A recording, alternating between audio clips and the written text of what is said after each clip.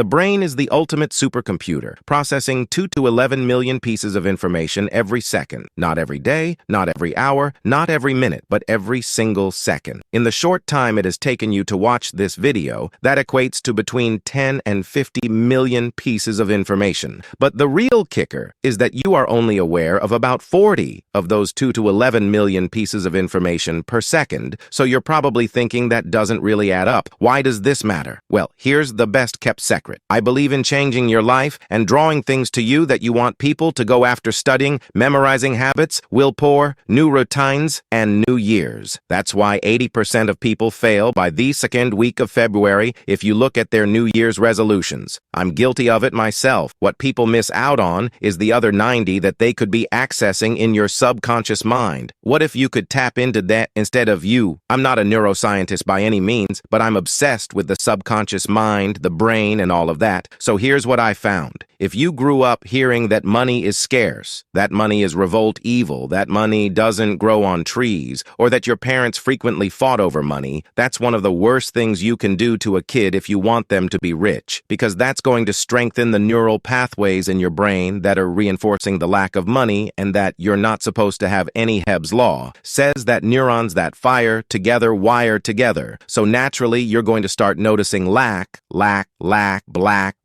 and then when you get into your adulthood, yeah, your checking account is $20 in it because your whole life you've seen lag. But if you're conscious of that, that's where you can make this change. And most of us don't choose what we put in our subconscious mind. Again, that would be conscious by definition. Unfortunately, most of it's not even our choice at all. It's influence from society, programs, our parenting, emotional events that sometimes weren't our choice. Could be trauma. Really, up until the age of 7 to 14, it's when you're like a sponge absorbing everything into your mind. And so most people walk around life like a 14-year-old because that's kind of where their mind is. That makes sense. In fact, the Jesuits had a good saying that sums this up. It says, "Give me a boy till the age of 7, and I will show you the man." So this 3-minute mind exercise is designed to go back, rewind the clock, and really put in stuff and become conscious of what your subconscious is giving you in your life. Full credit. Here's how to do it. First, take 4 to 5 deep breaths. Hold each one for 4 seconds, then release it for another 4. This puts your mind in a calm state, which is necessary for this exercise to be effective. I got this from You Are Creators, which I believe is your YouTube channel. You are the creator, but I added my own twist to it, and this is just what works for me. If we're being really honest, how many times a day do you have self-doubts? We drink energy drinks so much that we get stressed out about the bills we have to pay for, driving here, and we're just on the verge of stress all day long, whether you realize it or not. How often does your mind wander and tell you things like, "You're not good enough," "They think you're stupid," and other such things? It's annoying because you would turn around and give them one of these things if someone were following you around and saying those things. Step number 2, put one hand on your forehead. This is connecting to your third eye, which is located in the realm of chakras. We won't go into that in this video, but it's a very spiritual, higher self place. With your other hand, place it in the back on your occipital lobe, which is responsible for vision. So what you're doing here is sending energetic cues to yourself about what you're about to do and what you want to see in your life. You'll notice that just doing that feels good, putting your energy there. Third, I want you to either write this down or think about it or say it aloud. This could be a specific desire, anything you want to feel, or it could be an emotion you want to feel. New car, more money, new place you want to move into.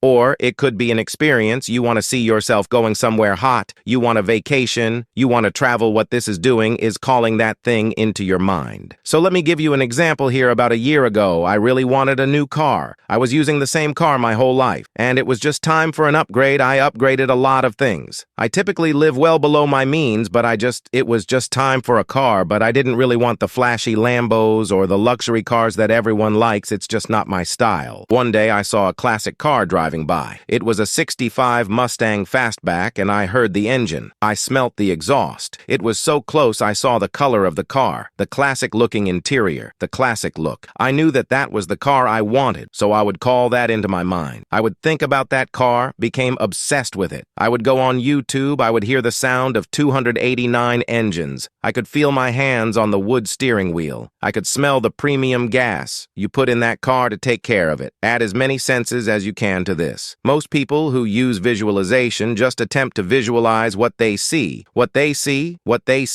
they miss the wider picture. The more real this is for you, the more effective this will be. Step number 4 is to state the name of the object out loud. In this case, it would be the 1965 Ford Mustang. Take 1 to 3 minutes to keep saying this out loud as you're calling it into your mind. Press your hands on your head and really try to identify 3 to 5 specificities that this item has. It will get easier if you do this more and more. Try this every day for 21 days and see what happens pretty soon. You can just instantly call that back into your mind. This ought to feel really fantastic because of the engine's sound and aroma. The next step is to declare this to be true. State the thing aloud and declare this to be your new truth and reality. Keep in mind that emotions are simply records of the past. So if you are experiencing an emotion right now, you've already experienced it. This means that when you experience it again, it will be much more familiar and easier to get because you already know how it will feel. Finally, you can open your eyes and breathe in and out 4 times, just like you started this. So in through the nose 4 seconds, hold, and then out, hold, and out. You might want to nod your head yes or say the word yes out loud when you're doing that again. You're reinforcing the certainty. You're reinforcing this truth. You want to write down those steps. Say that with as much certainty as you can. The more truth that you have to this thing with you, the more your brain will work because you believe it to be true. Overall, this should take 3 to 7 minutes every day. I challenge you to do this with the same desire for 21 days at the same time every day. It's important that you do this at the same time and in the same location. I meditate in the corner by my books in my office every day, and I kind of associate that corner because it makes it easier for me to enter that meditative state. The last step in this process is to smash that like button. Make sure that you subscribe to those bell notifications on. I really appreciate you watching, and I'll see you in the next video. Until then, quit settling and start living.